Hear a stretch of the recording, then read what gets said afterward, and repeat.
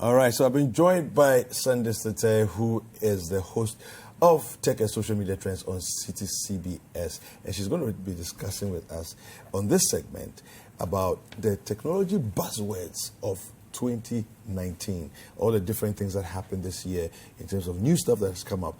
And we're going to go into it and discover something interesting. Sandister, good morning. How are you? Hi. How you doing? I am all right. How are you too? I'm very well. So now, the interesting thing about life for me is that when we go back to, I don't know when it was, must have been late 90s, early 2000s, suddenly a word came up and they called something browsing. Okay, and now browsing is an English word that is actually used to describe certain herbivores and how they eat, right? They are browsing. Yeah, they are browsing.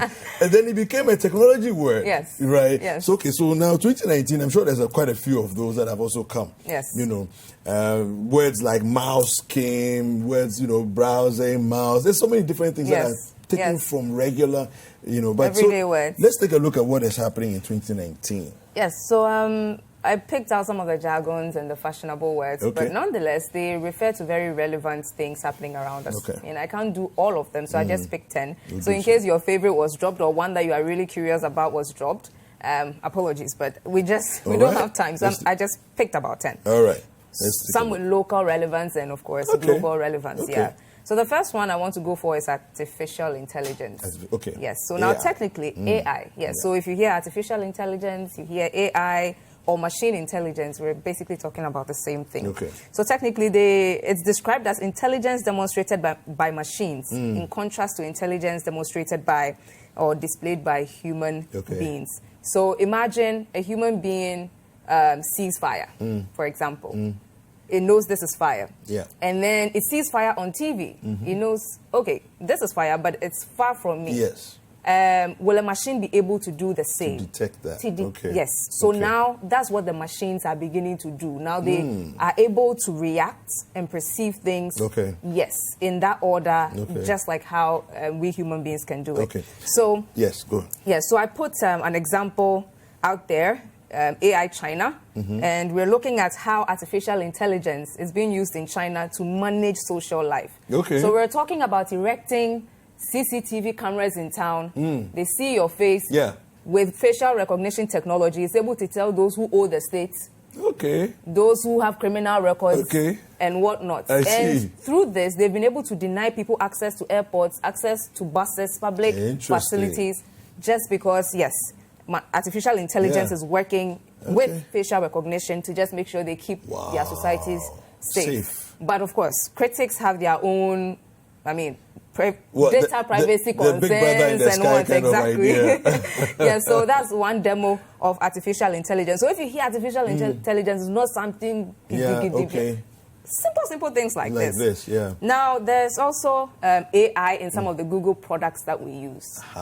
Yes. Okay. Yes. So I'm bringing it down there. Now, there's this argument that Google Maps currently uses AI. Okay. So I have a slide, AI Google, where, sometimes you open your maps. Not sometimes, all the time. The feature is there constantly. So you open your maps, you tap the commute button. Okay. And if you've put where you're going in there, it's able to tell you how long it will take. Okay. Depending on which route you use. So let's say I'm going to Achimota School. I have the option between Hila, Liman Highway, Accra Girls there, Jawulu, Abilingte, or I can do Accra and Sawam Road. And then branch up. So this is an example of that trip where the use of AI somewhere in there is able to tell me that 30 minutes via Nsawam Road, 32 minutes. Via Nsawam Road, Agri Street. Well, that's my route, so you won't understand. But it's able to tell you the differences, which route you use and how long it will take you. And in real time, as you make the journey, it's able to tell you, okay, traffic is building up here, so reroute. Yes, so people argue, Google doesn't put its technology out there all the time for you to know everything going on in there. But there is an argument that the real-time transit data that Google gives us in maps these days there is a bit of artificial intelligence happening. I would have to side with that because I've tried it recently, and I realized that if I depend on Google Maps to tell me to determine which route I should use, almost always you are right, it's faster. Almost always it's faster. So I think it's actually there has to be AI, because in real time it's able to even tell you, no, this route that you were going that was faster is now 4 minutes slower because of something that's happening on the road. Yes, and it's able to tell you. It's able to tell you. I've had instances where it was really reliable. Now, Bitcoin, I'm sure this year still, in comparison to last year, Bitcoin still is on the lips of a lot of people. And so technically, Bitcoin is cryptocurrency, decentralized digital currency without a central bank managing it. So when we say no central bank or no administrative body minding it, it means it becomes peer-to-peer. We are sharing, and we are using it to buy things or in exchange for valuable stuff among ourselves. And price of Bitcoin currently is one Bitcoin now costs about 37,856 Ghana cedis. Wow. Yes. So I checked it this morning. Oh, wow. Yeah. So if you have one Bitcoin now, this is how much you should be. People have become very wealthy. Yeah, because I remember maybe a year and a half ago, 2 years ago, people were doing Bitcoin transfers, and it was a few dollars. Yes, a few dollars for one Bitcoin. Absolutely. So I'm not saying everybody should go and buy Bitcoin or something. I'm just telling you that if you've been hearing Bitcoin, cryptocurrency, digital currency, you can't touch. But then, people are using it it has value, and people are exchanging it for stuff. Okay. Now, from Bitcoin, I'll still stay in money. Okay. Cashless, the word cashless. I'm sure you've heard Baumia say some cashless here, cashless there. Yeah. Basically, what cashless is looking at is a society with an economic an economic concept for societies where financial transactions are executed in e-mode or electronic formats rather than taking physical paper for somebody to use or exchange for products. So now we're talking Visa cards, debit, Momo. These are not so popular. We're talking about the Android Pay, Apple Pay, and whatnot. If you travel outside, you can use it, but here I think we will just limit it to the bank cards and our Momo. Yes, and then some of these platforms like Express Pay and whatnot. Yes, so that's how going cashless, not giving paper in exchange for goods, but rather just some electronic transactions. So you can still procure your service, and then without you can get cash. that done. Now this year too, privacy was like a word being thrown about. Data privacy.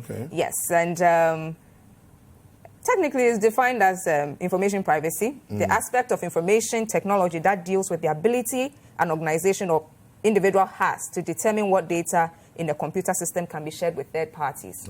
Now, put that away. Let's come to simple application. So, where news broke that Google was listening to our conversations. Initially, they told us that they want to hear our voices, process it, and be able to understand the difference between a man's voice and a woman's voice, a Ghanaian speaking English and a British speaking English, an American speaking. They were trying to do all of these things to help these devices understand us better. Unfortunately, news broke that some of the recordings, including people's conversations in their bedrooms, people talking to their children at work and whatnot, were being given to other human beings to assess. And that said, if you are hired as a contractor by Google and you happen to hear Sandister's voice, and you know her, so there was such an uproar. So the thing concerning privacy, everybody was talking about privacy. Facebook had a whole lot of privacy issues this year as well. So the word privacy came in. And so, yes, we all have the right to privacy. And at least if you're taking somebody's data, you might as well tell them what is going to happen to it. So, and we also heard a lot about robots this year. There was this video that was trending that was really terrifying, where you see a robot designed like a dog opening doors. So these days, you will lock your door, you think it's been locked. A robot will come and open the door. So when we think about robots, because of science fiction, we are thinking about a machine resembling a human being or some creature which is able to replicate certain human movements and functions. But I mean, robots aren't always just machines with physical body parts. We have social robots, social bots. These are robots without bodies. Oh, I see. Yes. So when we hear the word bots being used around, it's referring to a robot. Yes, a robot. But not necessarily a physical... robot. Just, yes, programs. Programs written code. So Telegram bots, for example, yes, I put out a text there to show how a robot looks like when it doesn't have a body. So, yeah, but this is an example of robots that have hardware, like bodies. Yes.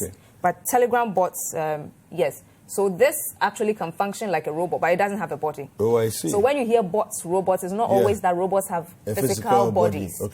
Okay. Wow. And this is the year that we also had words like smart. Smart this, smart that, smart this, smart that. So we're talking smartphones, smart fridges. Yes. We have smart locks. I find them very interesting. I was able to, I saw one in a friend's house and it was just amusing. So this is a smart lock. Now, you don't have to necessarily twist and turn the knobs. You control it with your phone. So it opens when you tap your phone. It closes, yes. And then even if your door is ajar, you will get some kind of notification. Yes, and so we also this year heard about, you know, we entered an era of health here, health there. It's been a very health-ridden year. So Smoothie Makers. And there was this whole conversation, so Smoothie Maker, blender, difference. Well, basically, they could be the same thing, only that one is specially meant for smoothie making. And now, even on the markets, we have smoothie makers that are just very portable. Not the huge family size ones. The portable ones. I got a photo of one of those. I'm not sure if it's portable smoothie maker. So, yes, those became very common this year. I know a few people who own some. Now, we also had virtual reality versus augmented reality. Now, virtual reality is a simulated experience that can be similar to or completely different from the real world. So you need these... the goggles. Virtual reality headsets to see around. And then augmented reality, the simple version of it can be found on our phones. On Samsung, for example, we have the AR emoji. Now, this toy thing, of course, is not real. But it's sitting on my laptop, but it's not real. I put it there. So that is augmented reality for you. Well, this thing claims it's me. So most of the time, we are using it in education, in entertainment, in gaming. Yes, you create mini-me's of yourself and whatnot. People use it in video gaming, and you just let,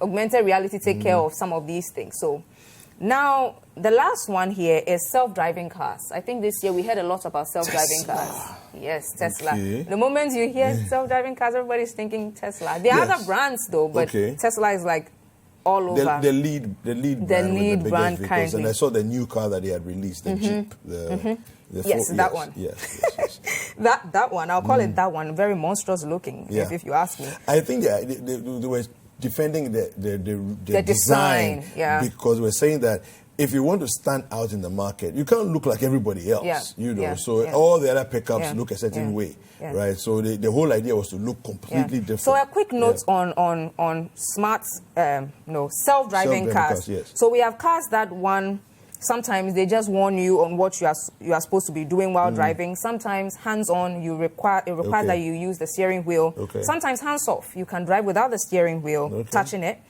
Eyes off, sometimes you can drive without even looking where you're going. We also have the mind-off mode, where that one you can just give total control. You want to sleep in the car. But of course, there have been fatal crashes involving self-driving cars. And so this year, we heard self-driving cars, Tesla here, Tesla there. So these are some of the 10 words. Thank you. Thank you very much, Sandister. We hope you've enjoyed the show. Make sure you subscribe, like, comment, and share with your friends. This is Breakfast Daily on City TV. Join the Breakfast Daily team Monday through Fridays from 7:30 a.m. to 10. Join us for breakfast daily, only on City TV.